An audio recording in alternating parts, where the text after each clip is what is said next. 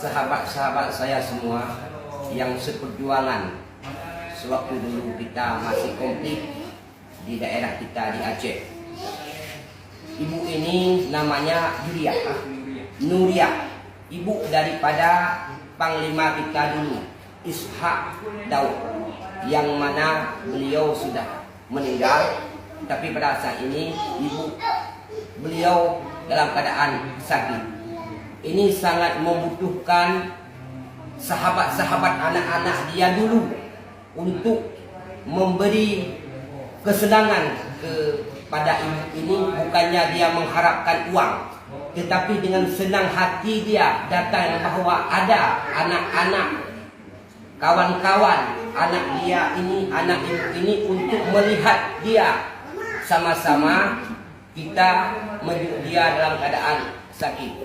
Ini yang saya dapat informasikan, bahawa pesanan daripada Ibu Nuria untuk datang menjenguk dia kepada anggota-anggota kita dulu, tidak kecuali pihak GAM yang sudah sukses ataupun pihak GAM yang belum sukses.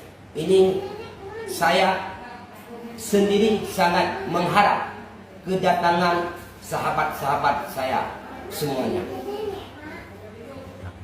Mi nyopat sedekah daripada Ngonlu Adikarya yang bertugas gaknya di nasihat idih di Dumai. Nyopat sedekah gaknya melalui lu gek nan ilung pula kaidin laju sabab menuju Medan sepenuhnya gek nan kok.